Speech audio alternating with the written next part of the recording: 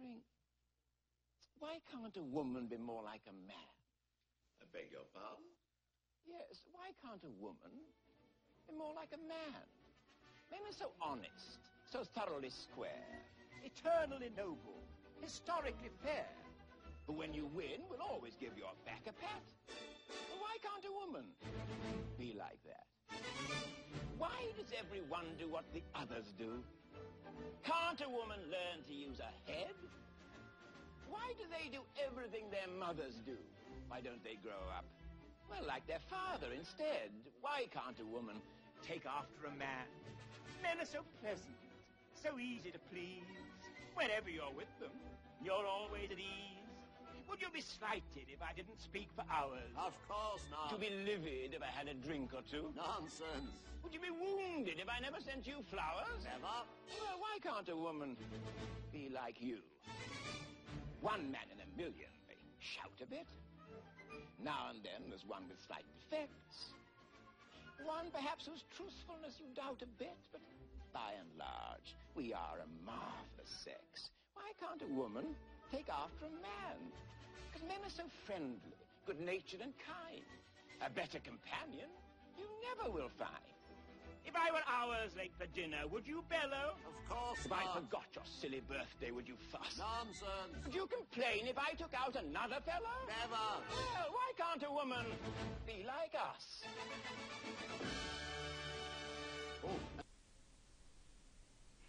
Welcome to Engaging, which is part of the Centered Leadership Model in Women in Leadership Course Management 394. And this is Linzi Kemp. And that was Rex Harrison, starring in My Fair Lady. Think about what he said. Why can't a woman be more like a man? And is that really necessary? We're going to talk today about engaging, which, as an overview, will cover crossing the line, stand up, speak up, make your own luck, take the step, and weathering the heights towards engagement. We'll now listen to Women's Voices from Africa, a podcast from the BBC. On this programme, the guest editor is Melinda Gates, one of the world's leading philanthropists. She's involved in projects in Africa, and here we hear from 4 female African leaders reflecting on their hopes for 2030. Ellen Johnson Sirleaf, President of the Republic of Liberia. I'm very optimistic about 2013 because we see African economies on the move, showing high rates of growth and development. Because of the breakthrough in women, I think it's going to be a banner year for women who will be competing at all levels for leadership in their societies. The Gates Foundation have done a lot to empower women, including working with our own acting mayor of the capital city. And so you'll see so many women coming to leadership role. That's good for the world, and 2013 will bring them right to the forefront. So what was the name of the President of Liberia? Moving on now, we hear from a health advisor in Kenya. My name's Jane Otai, and I'm hoping that in 2013 there'll be a better world for mothers, daughters, sisters, and wives. These are the women who nurture, support, and lift up their families despite this incredible hardship in so many parts across Africa. For many women in Africa, quality health care is not available, whether it is to deliver their baby or to access family planning services. For many women, this is not available. My hope is that 2013 is the year that all women, irrespective of where they live, their age, their economic standing, can have access to quality health care, and that governments will commit to make this happen. In the 21st century, no woman should be denied their basic human rights. My name is Joyce Panda. I'm the State President of the Republic of Malawi. I'm pleased to say that while we are passing through a very difficult time, my faith and hope is in the people of Malawi. The people of Malawi are resilient. We hope that we shall have a good rainy season, and I hope that we will be able, therefore, to recover our economy. While statistics show that poverty has worsened in Malawi, there's hope for the future. There's room for the future. We are creating jobs for people to engage in productive activities that will change the situation at their household. 2013 looks good, and I sincerely believe that Malawians will succeed. We are going to move into the future with hope, with God's help.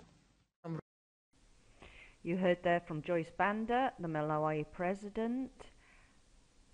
How did she see the future, and how is Malawi going to develop? We next hear from a professor of nutrition in Kenya. Ruth Onyango, I'm from Kenya, a food and nutrition scientist. Over the last 20 years, I've realized that in sub-Saharan Africa, most producers of food are smallholder, women mostly, working in situations which don't give them much support, not much information, and they don't even own the land that they till. And so I've become their voice, I've become their advocate. Where am I hopeful for 2013? That this advocacy, not just by me only, has seen many players come to the scene. They are listening, signing up, realizing that you cannot govern a hungry people and you cannot govern malnourished people. And so I'm hopeful that as we go into 2013, Ruth can begin to see less and less of these emaciated, malnourished black African children on television sets, because it embarrasses me so much. Action means standing up to be counted, owning your development, choosing to act on opportunities that carry risk, as these women do, and facing your deep-seated fears. Now that's a tall order, and once you commit, there's no going back.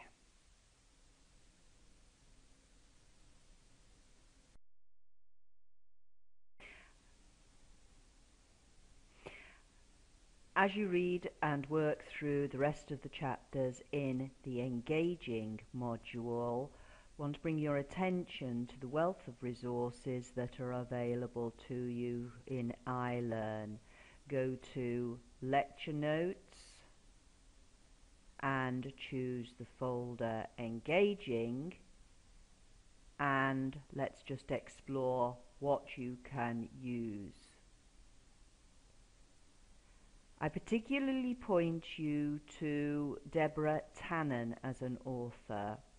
She has written a book called Talking from 9 to 5, which is about women and men in the workplace and the different languages we speak and the different perspectives on power. It'll help you to understand more about communication between men and women, communication in business. Further on, there's a recent proceedings from the Gulf Research meeting that took place in Cambridge last year, Women and Globalization in the GCC. From reading this, you can understand how women are in leadership, are negotiating through the states of complexity in order to get things done. A further article you may wish to read is The Work of Leadership in the Harvard Business Review. There is a link here to you in iLearn. Following on from the work we did on emotional intelligence, and also recognizing that if you want to stand up and speak up, then the power comes from you. It depends on your internal locus of control. There is a video in the iLearn area. Watch the video and learn how to depend on your internal locus of control.